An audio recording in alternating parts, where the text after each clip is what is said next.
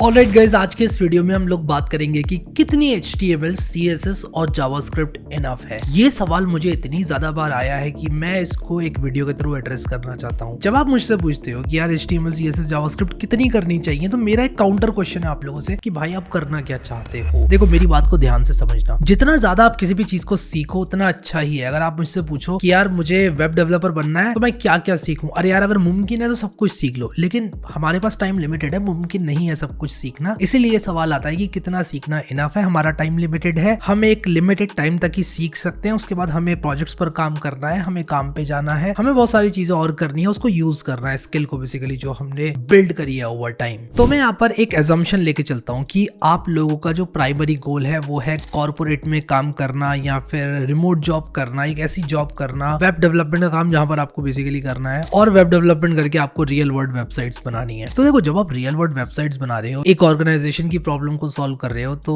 Basically आप लोग एक ऐसी जगह पर बैठे हुए हो जहां पर आपके पास चैट जीपीटी जैसे एआईज अवेलेबल होंगे। एआई की बात करूंगा भाई, एआई की बात बिल्कुल करूंगा, क्योंकि ये कॉलेज नहीं है, ये स्कूल नहीं है, रियल वर्ल्ड है। आपको उस हिसाब से प्लान करना पड़ेगा। अगर आपको चैट जीपीटी अवेलेबल है या किसी भी तरह का एआई अवेलेबल है तो भाई उसको लेवरेज क्यों ना करें, करेंगे। मैं तो हमेशा से कहता हूँ यूज करो यार एआई को। तो HTML से स्टार्ट करते हैं। HTML आप लोगों को इतना सीखना चाहिए जितने से आप एक बेसिक वेबसाइट का स्ट्रक्चर बना ले। इसके बाद जो सारा काम आता है वो CSS, जावास्क्रिप्ट, या मे बी अगर आप लोग फ्रेमवर्क्स वगैरह यूज कर रहे हैं तो वहां पर आता है। HTML में बहुत ज्यादा टाइम नहीं देना है। क्या पॉसिबल है HTML में बहुत ज्यादा टाइम देना? हाँ, पॉसिबल है भाई। आप सीखने लग जाओ वो टैग्स, आप रिमेंबर करने लग जाओ वो टैग्स जो कि बहुत ज्यादा यूज नहीं होते हैं। आपने देखे होंगे बहुत सारे ऐसे वीडियोस जिसमें कि बताया जाता है कि भाई क्या आपको इस टैग के बारे में पता है। एक तो मैंने ही बनाया शॉर्ट्स जिसमें मैंने आपको बताया कि यार क्या आपको इन HTML टैग्स के बारे में पता है। देखो, ये सब बातें थ्योरी में बहुत अच्छी लगती हैं। हाँ, कुछ ऐसे टैग्स होते हैं जिनके बारे में एक टाइम पे मैंने भी नहीं सुना था, लेकिन क्या वो रियल वर्ल्ड में एक्चुअल में यूज होते हैं? The answer is no. आप कुछ ही टैग्स का इस्तेमाल करोगे, उसके बाद CSS, JavaScript, libraries, third party libraries, जैसे कि एक लॉर्ड आइकन्स नाम की लाइब्रेरी है जिसके बारे में मैं अभी थोड़ी देर में आप लोगों को और बताऊंगा। ये लाइब्रेरी बेसिकली आपको क्या करती है, आइकन्स वगैरह लगाने में हेल्पफुल होती है। और भी बहुत सारी ऐसी थर्ड पार्टी चीजें हैं जो कि आप लोग लगा सकते हो, जैसे कि आप अगर रिएक्ट कर रहे हो, नेक्स्ट.js कर रहे हो, मैं थोड़ा सा ज्यादा हाई लेवल जा रहा हूँ यहाँ पर, फ्रेमर मोशन का इस्तेमाल कर सकते हो एनिमेशंस के लिए। लेकिन वापस आऊंगा HTML में। हम HTML की बात कर रहे थे। HTML इतनी सीख लो कि बेसिक वेबसाइट का स्ट्रक्चर बना लो। अब ये बेसिक वेबसाइट का स्ट्रक्चर बना लो का क्या मतलब है? देखो भाई,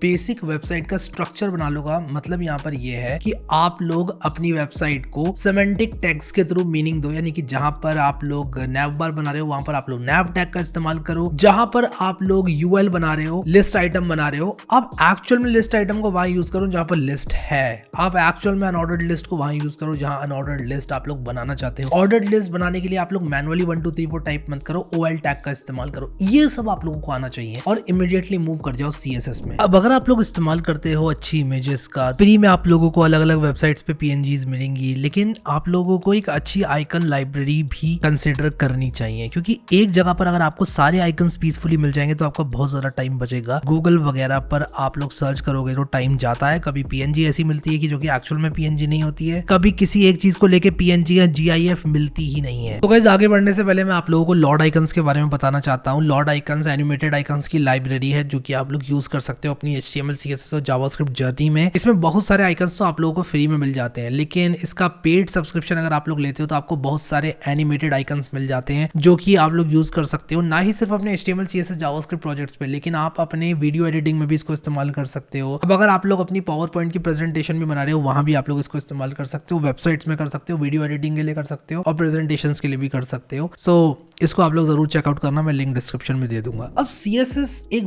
बहुत बड़ा समंदर है। CSS इतना बड़ा समंदर है कि मैं प्राउडली कह रहा हूँ यहाँ पर बैठ के कि मुझे पूरी CSS याद नहीं है। आप लोग मुझे कुछ भी बताओगे तो वो चीज, हाँ, मुझे there is a good chance कि नहीं आती होगी। एक एडवांस अगर आप लोग मुझे प्रॉपर्टी बताओगे तो हो सकता है वो मुझे ना आती हो, ठीक है। एंड इसमें कुछ भी शर्म वाली बात नहीं है, क्योंकि आपका काम, आप एक इंसान हो, आप एक मशीन नहीं हो, ठीक है। आप एक हार्ड डिस्क नहीं हो, ठीक है। आप अपने दिमाग का इस्तेमाल करके और आज की तारीख में AI का भी इस्तेमाल करके जितना ज्यादा कर सकते हो ना, वो मैटर करता है। ये मैटर नहीं करता कि आप रिमेंबर कितना कर सकते हो। एक लिमिट तक ही चीजें याद रख सकते हो आप। अगर याद रखोगे भी ना, एक लिमिट तक ही चीजें याद रख सकते हो। तो ये चीज आप लोगों को ध्यान में रखते हुए CSS सीखना है, कुछ चीजें याद भी रखना है। मैं दोबारा ये बात बोलूंगा, मैंने बोला याद नहीं रखना है सब कुछ, लेकिन मैं ये भी बोलूंगा कुछ चीजें याद करनी पड़ेंगी। Box model, margin, padding, border क्या होता है, बॉर्डर कैसे लगाना है, लेफ्ट का बॉर्डर कैसे सेट करना है, सिर्फ अगर नीचे का बॉर्डर सेट करना है वो कैसे करना है, फ्लेक्स बॉक्स कैसे काम करता है, ग्रिड कैसे कैसे काम करती है, फ्लेक्सबॉक्स की कौन सी प्रॉपर्टी जो है वो सेंटर अलाइनमेंट हॉरिजॉन्टली कराएगी, कौन सी वाली वर्टिकली कराएगी। देखो ये सब आप लोगों को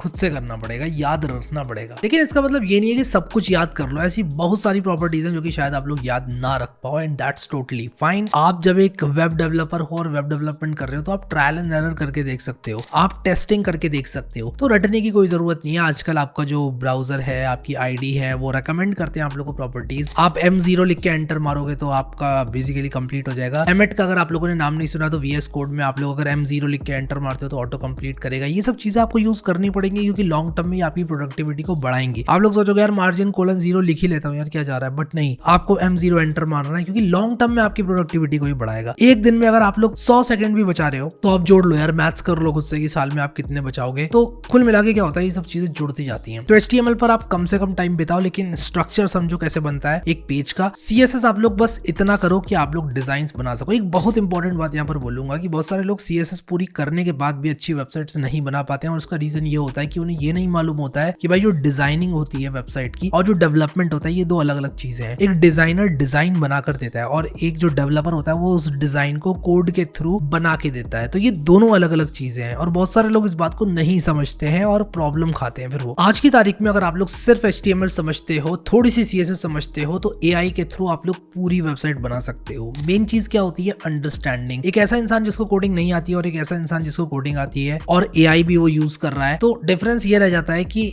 अगर आप लोग किसी को भी बोल दो राह चलते इंसान को कि भाई एक वेबसाइट बना दो, AI का यूज कर लेना चाहो, वो नहीं बना पाएगा, ठीक है। लेकिन आप लोग जो कि काफी कुछ जानते हैं उसके बाद भी AI का इस्तेमाल करते हो तो बहुत सारी चीजें आप कर सकते हो। AI आपकी प्रोडक्टिविटी तो बढ़ा देगा, लेकिन एक ऐसा इंसान जिसको CSS के बेसिक्स ही नहीं पता उसकी प्रोडक्टिविटी नहीं बढ़ाएगा। AI इसके से कॉपी पेस्ट करना भी अकल का काम है, नकल के लिए भी अकल की जरूरत पड़ती है। विद दैट सेड, CSS एक ऐसी चीज है जो कि over the period of time, और मैं कहूंगा 5, 10, 15 साल भी आप लोग वेब डेवलपमेंट कर रहे हो ना, उसके बाद भी सीखते जाओगे नई नई चीजें CSS में करने के लिए। तो CSS का रोल यहाँ पर डिजाइनिंग का तो है, लेकिन आप लोग बहुत सारी चीजें AI के थ्रू करवा सकते हो, और मेन जो चीज होता है वो डिजाइन बनाना होता है। एक एक्चुअल डिजाइन आपको कोई बना कर देगा कि भाई ये चीज है, अब इसको बनाओ कोड के थ्रू। तो डिजाइनिंग और डेवलपमेंट में डिफरेंस होता है। डिजाइनिंग मतलब कि एक डिजाइनर आपको एक ऐसी चीज बना कर देगा जो कि आपकी आईज को अपीलिंग दिखेंगी, और आपका काम एज अ कोडर होगा कि आप उसको कन्वर्ट कर दो एक एक्चुअल वेबसाइट में यूजिंग HTML CSS। अब बात करते हैं जावास्क्रिप्ट की। अब देखो जावास्क्रिप्ट बहुत सारे लोगों की चॉइस हो रही है एज फर्स्ट लैंग्वेज, क्योंकि जावास्क्रिप्ट बहुत ज्यादा एक तो पॉपुलर होती जा रही है, जॉब्स बहुत ज्यादा आ रही हैं, रिएक्ट की वजह से भी बहुत सारे जॉब्स आ रही हैं, क्योंकि अगर आपको जावास्क्रिप्ट आती है तभी आप लोग रिएक्ट मास्टर कर सकते हो। जावास्क्रिप्ट तो भाई आपको आनी ही चाहिए, और जो लोग जावास्क्रिप्ट सीख लेते हैं और नेक्स्ट.js जैसे फ्रेमवर्क सीख लेते हैं वो फ्रंट एंड और बैक एंड दोनों बना सकते हैं जावास्क्रिप्ट के थ्रू। इवन अगर आप लोग एक्सप्रेस का भी इस्तेमाल कर रहे हो तब भी आप लोग फ्रंट एंड और बैक एंड दोनों कर सकते हो जावास्क्रिप्ट की सहायता से। तो एक लैंग्वेज आप लोग सीखकर फुल स्टैक वेब डेवलपमेंट सीख सकते हो। फिर MongoDB के स्क्रिप्ट भी जावास्क्रिप्ट बेस्ड है। आप लोग जावास्क्रिप्ट सीखने के बाद MongoDB भी बहुत अच्छी तरह से चला सकते हो। जावास्क्रिप्ट सीखने के बाद आप लोग ऑलमोस्ट मैं कहूँगा फुल स्टैक डेवलपर बन सकते हो। इसीलिए मतलब बिना किसी दूसरी लैंग्वेज का इस्तेमाल किया। ऑब्वियसली आप लोगों को सीखना पड़ेगा रिएक्ट, आपको सीखना पड़ेगा HTML, आपको सीखना पड़ेगा CSS, आपको सीखना पड़ेगा कैसे बैकएंड काम करता है, कैसे होस्ट करना है, ये सब चीजें आप लोगों को सीखनी पड़ेंगी। बट सिर्फ एक लैंग्वेज आप लोग सीखोगे, एक प्रोग्रामिंग लैंग्वेज सीखोगे और उससे आपका काम हो जाएगा। How huge is that. इसीलिए जावास्क्रिप्ट को आप लोग सीखो, बहुत बढ़िया लैंग्वेज है, लेकिन कितना सीखना है। तो देखो हमने HTML की बात की कि यार इतना सीख लो कि आपका स्ट्रक्चर बन जाए पेज का। CSS की बात की, इतना सीख लो कि आप लोग स्ट्रगल करना कर दो। आप लोग एक डिजाइन को अगर आपको कॉपी करना है तो आप कंफर्टेबली कर पाओ। CSS के समंदर में कभी मत डूबना, डुबकी लगाओगे कभी वापस नहीं आओगे, CSS ही सीखते रह जाओगे, रियल वर्ल्ड वेबसाइट नहीं बनाओगे। ये बात बहुत सारे लोगों को बुरी लगती है जब मैं कहता हूँ, खासकर एक्सपीरियंस लोगों के सामने जब मैं ये बात बोलता हूँ तो मुझे काफी काउंटर आर्ग्यूमेंट्स मिलते हैं। लोग कहते हैं नहीं यार CSS को कंप्लीट सीखने दो ना बच्चों को। लेकिन मैंने जो अपने एक्सपीरियंस से सीखा है वो मैं आपको बताता हूँ कि भाई अब हमारी जिंदगी में जो टाइम होता है वो बहुत लिमिटेड होता है, और हमें ऐसे में एक्चुअल काम पे फोकस करना होता है, ना कि सिर्फ हम CSS की प्रॉपर्टीज ही सीखते रह जाए। तो एक लिमिट तक आप लोग को CSS सीखना है, जब तक आप लोग अपने आप में सेटिस्फाई हो जाएंगे, हाँ यार अब मैं कंफर्टेबल हूँ, मैं बना सकता हूँ वेबसाइट्स। फिर एक्चुअल में वेबसाइट्स बनाओ और उससे आप लोग CSS सीखोगे। फिर आप CSS में अगर फंस रहे हो, आप लोग देखोगे AI से पूछोगे भाई ये कैसे करूँ। आजकल तो GPT-4o को आप पूरा इमेज दे देते हो, मुझे नहीं पता कि लोग इसको क्यों इस्तेमाल नहीं करते हैं। आप ChatGPT के अंदर इमेज दे सकते हो और उस इमेज से आधारित क्वेश्चंस पूछ सकते हो। आप ये काम Gemini में भी कर सकते हो। तो आप इमेज दो और पूछो कि यार मेरी ये जो चीज है ये ऐसे क्यों नहीं हो रही है, और आपको बताएगा एआई कि ऐसे कर लो, समझ लो आप लोग हाउ ह्यूज इज दैट। तो ये सब चीजें इस्तेमाल करो। मैंने देखा है बहुत सारे लोग यूज नहीं करते हैं। पीसेस फॉर डेवलपर्स नाम की एक एक्सटेंशन है, एक पीसेस ओएस करके मैंने वीडियो बना रखा है, एक्चुअली मैं आई बटन में कहीं दे दूंगा, वरना आप लोग सर्च कर लेना। बहुत कमाल की चीज है यार, वहां पर आप लोग मॉडल्स चेंज कर सकते हो और वो आपको लाइव कॉन्टेक्स्ट देता है, यानी कि आप उसको कुछ इस तरह के प्रॉम्प्ट्स दे दो कि यार मुझे अभी एरर आ रहा था, वो क्या आ रहा था बताओ, मतलब बस इतना बोलना है आपको पीसेस को और वो आपको बता देगा। मतलब वो बेसिकली कॉन्टेक्स्ट अवेयर है, आपका कंप्यूटर क्या कर रहा है, आपने अपने कंप्यूटर में क्या करा उसको मालूम है, आप मत बताओ उसको। पीसेस का वीडियो जरूर चेकआउट करना, बड़े कमाल का है और आने वाले टाइम में there is a good chance कि वो पेड हो जाएगा, बट अभी फ्री है, यूज करो ना, समझ लो आप लोग। और बहुत सारे लोग होते हैं जिनको उनकी कंपनीज में इस तरह के टूल्स फ्री ऑफ कॉस्ट मिल जाते हैं। अगर आप लोग रिक्वेस्ट करो, आप रिक्वेस्ट रेज करो तो आपको मिल जाते हैं आपकी कंपनी में, तो लेवरेज करो यार इन सब फैसिलिटीज को। अब बात करते हैं जावास्क्रिप्ट की। तो देखो जावास्क्रिप्ट आपको इतनी सीखनी है कि आप लोग रिएक्ट कर पाओ। सबसे पहले तो आप बेसिक चीजें HTML CSS और जावास्क्रिप्ट से ही बनाओ। आप मत करो बैकएंड का इस्तेमाल, आप मत करो रिएक्ट का इस्तेमाल। HTML CSS जावास्क्रिप्ट को आप लोग समझो कि भाई HTML CSS मैंने बनाई, अब जावास्क्रिप्ट से मैं इंटरैक्टिविटी कैसे लेकर आऊं उस चीज में। आप कैलकुलेटर बनाओ, आप एक ऐसा क्लॉक बनाओ जो कि अलार्म देता है एक सर्टेन टाइम में, कंडीशंस लगाओ, इफ एल्स का इस्तेमाल करो। फिर इसके बाद आप लोग जावास्क्रिप्ट के एसिंक नेचर को समझो, उसको फील करो कि भाई एसिंक नेचर क्या है जावास्क्रिप्ट का, कैसे एक्चुअल में काम कर रही है जावास्क्रिप्ट, इवेंट लूप क्या है। ऑब्वियसली इस चीज को बहुत सही से समझने के लिए आपको टाइम चाहिए, लेकिन इंश्योर करो कि आप ज्यादा से ज्यादा प्रोजेक्ट्स बनाओ, छोटे से छोटे ही सही लेकिन बनाओ। जैसे कि आप लोग एक गेम बना सकते हो जिसमें कि आप बेसिकली नंबर को गेस कर रहे हो, या फिर आप लोग बेसिक से बेसिक चीज भी अगर बना रहे हो ना तो बनाओ, काउंट करो, 100 बेसिक एप्स बना लो, उसमें आपको 50 प्रॉब्लम्स आएंगी और आप लोग 35 चीजें सीखोगे। समझ लो आप इस बात को। तो आपको छोटी से छोटी ऐप बनाना है, बड़ी ऐप पर नहीं जाना है इनिशियली। अपना टाइम दो, एक हफ्ता 100 एप्स बनाओ। अब आप कहोगे एक हफ्ते में 100 एप्स कैसे बना लूं मैं? आप छोटी से छोटी बेसिक एप्स बना सकते हो अगर आपके पास टाइम है तो, एक नहीं तो 2 हफ्ते में बनाओ। और ऐसा करने के बाद फिर आप लोग बड़ी एप्स पर जाओ। रिएक्ट क्या प्रॉब्लम सॉल्व करता है इस चीज को समझो, क्योंकि जो रिएक्ट है वो एक बहुत बड़ी प्रॉब्लम सॉल्व करता है। और वो प्रॉब्लम ये है कि आपका जो ब्राउजर है उसमें बहुत सारे एलिमेंट्स होते हैं और आप लोग अगर उनको चेंज करना चाहते हो तो आपको बेसिकली पूरा लिखना पड़ता है, document.get element by ID, gate element by class name, और ये सब करते करते आपका कोड बहुत ज्यादा ब्लोटेड हो जाता है। रिएक्ट बेसिकली क्या करती है, वर्चुअल डॉम के कॉन्सेप्ट पे काम करती है। आप लोग चेंज कर सकते हो स्टेट का इस्तेमाल करके किसी भी पार्ट ऑफ पेज को, फिर उसमें आप लोग साइड इफेक्ट्स को कैच कर सकते हो, बहुत सारी चीजें जो कि आप कर सकते हो रिएक्ट की सहायता से। फिर Next.js रिएक्ट को और आसान बनाता है, उसमें बैकएंड ऐड करके आप लोगों के काम को आसान बना के SEO ऐड करके, तो ये एक पूरी जर्नी चलेगी आपकी। HTML CSS JavaScript, coming back to the question, आपको कितना सीखना चाहिए बताऊं? HTML कि आप स्ट्रक्चर बना लो, CSS इतना सीख लो कि आप अपने आप में सेटिस्फाई हो जाओ और आने वाले टाइम में सीखते रहो, सीखना बंद मत करो। ये बात मैं सिर्फ CSS के लिए बोल रहा हूँ, HTML के लिए नहीं बोल रहा हूँ। HTML आप खुद ही सीख जाओगे ऑटोमेटिकली जैसे जैसे वेबसाइट्स बनाओगे, लेकिन CSS ऑटोमेटिकली नहीं सीखोगे, आपको थोड़ा फोकस देना पड़ेगा वहां पर। आप AI से अगर पूछ रहे हो, ब्लाइंडली कॉपी पेस्ट मत करो। जब आप AI से कुछ कॉपी पेस्ट करके ला रहे हो, देखो AI से ही पूछो कि भाई ये वाली प्रॉपर्टी क्या करती है और क्यों हमने ऐड करी और इससे ये क्यों हो गया। तो ये सब चीज आप लोग करोगे तो काफी आपको हेल्प मिलेगी। आई होप कि मैंने आपके क्वेश्चन को आंसर कर दिया कि कितना HTML CSS और जावास्क्रिप्ट आप लोगों को सीखनी चाहिए। जावास्क्रिप्ट आपको इतनी सीखनी चाहिए कि आप लोग बेसिक एप्स बना लो और फिर उसके बाद जो जावास्क्रिप्ट सीखने की जर्नी है वो आपकी हमेशा चलती ही रहेगी। लेकिन इनिशियली आप लोगों को जावास्क्रिप्ट की ऐसी चीजें सीख लेनी है जिससे कि आप एप्स बना पाओ। फिर उसके बाद आपको पता चलेगा कि मॉडर्न जावास्क्रिप्ट में बहुत सारी नई चीजें आ गई हैं, उनको आप लोग सीखो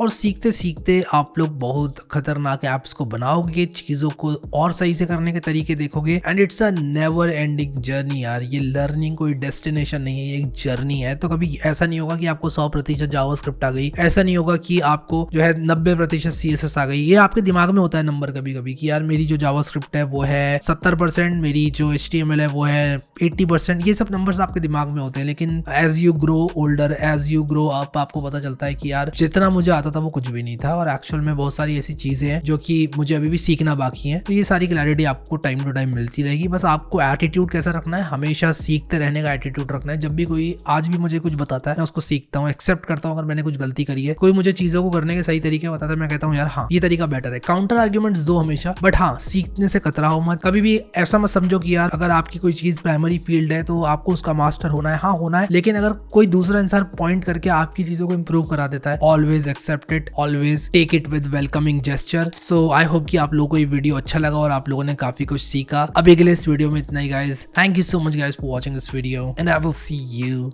नेक्स्ट टाइम।